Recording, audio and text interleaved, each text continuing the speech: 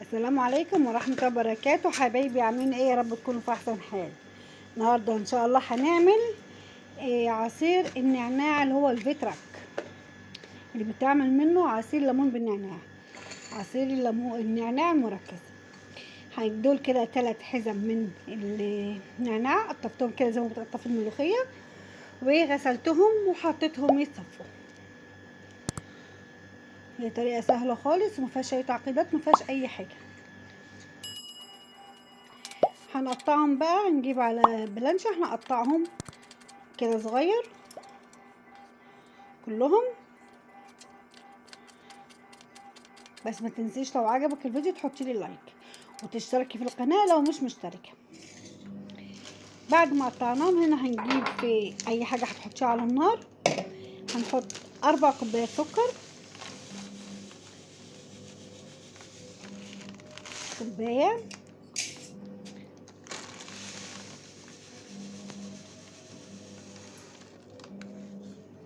اتنين،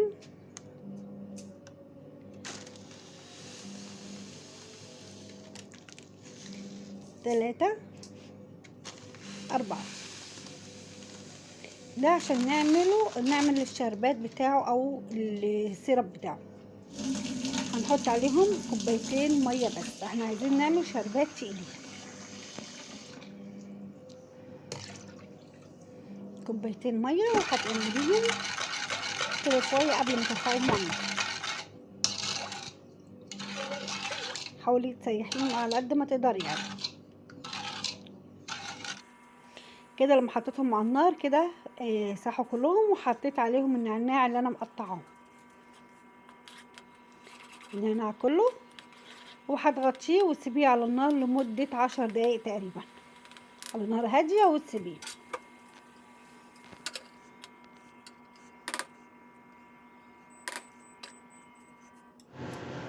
كده. بعد 10 دقايق فتحت عليه بقى الشكل بالمنظر ده. بص الشربات بتاعه تقيل ازاي، ده اللي احنا عايزينه. هناخد بقى ده نسيبه يبرد شويه عشان تقدري تضربيه في الخلاط، وتضربيه في الخلاط تنعميه على قد ما تقدري في الخلاط كده. بعد ما ضربناه في الخلاط هنصفيه في مصفى، وبعدين هنصفيه في شاشه عشان خاطر احنا مش عايزين فيه اي نوع من الشوائب. بس كده هنصفيه في مصفى الاول، مصفى ضيقه على قد ما تقدري.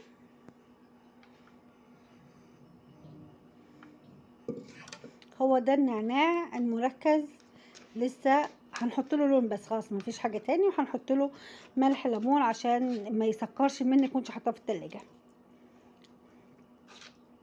هتعمليه وتحطيه في برطمانات ازاز او بلاستيك مش مشكله، وهتحطيه في التلاجة. هيقعد معاكي سنه ما يجرالوش اي حاجه. كده هنصفيه كويس، وبعدين هنحطه في شاشه، نصفيه في شاشه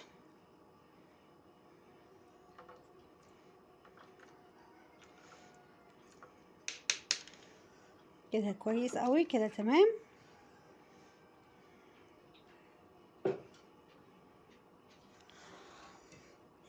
هنا جبنا اناء تاني وحطينا عليه شاشه عشان نصفيه خالص، عشان احنا مش عايزين فيه اي نوع من الشوائب. هتحطي العصير كله اللي طالع من ضرب الخلاط، وهصفيه كويس خالص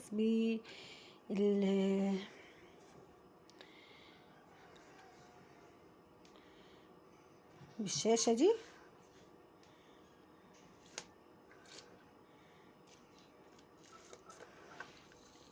اوعي تنسي اللايك لو وصلتي معايا لغايه كده، اوعي تنسي اللايك.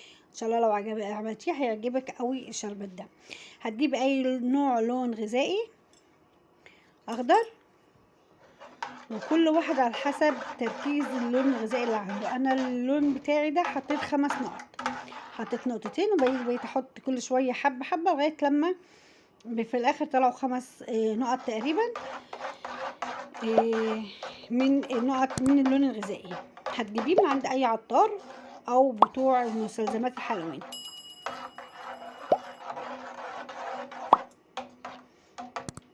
بس هو كده لونه فاتح، بس لما يتحط على النار لونه هيغمق خالص وهيديكي اللون اللي انت عايزاه بالظبط.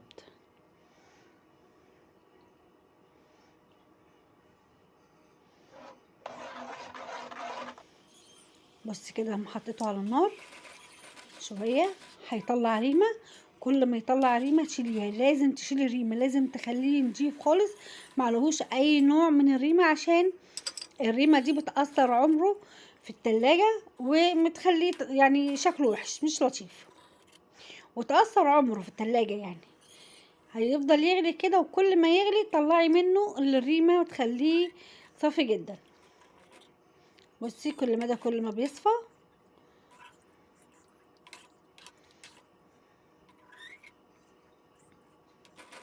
انا مسرعه الفيديو عشان وقت الفيديو بس ما يطولش.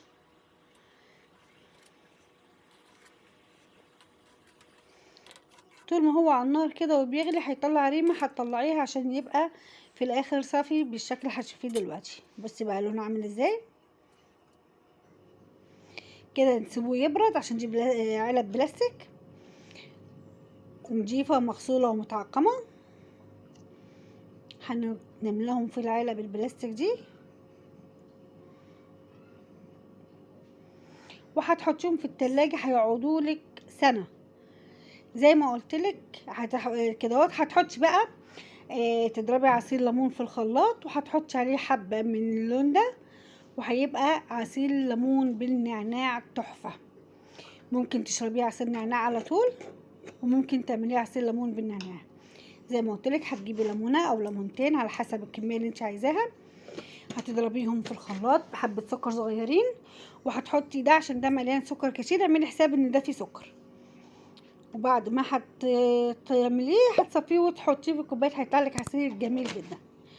شوفي حطيت حبه صغيرين اقل من ربع الكوبايه، هتحطي عليه ميه هيديكي الطعم المحلي الحلو، مش هيحتاج اي سكر تاني. حطي له بقى تلج وحطي له ميه، واشربي الليمون في الصيف الحر ده ينعنشك جدا. وعصير الليمون بالنعناع تحفه، والنعناع لوحده منعش جدا في ايام الحر اللي احنا فيها دي. كده يبقى خلصنا الفيديو.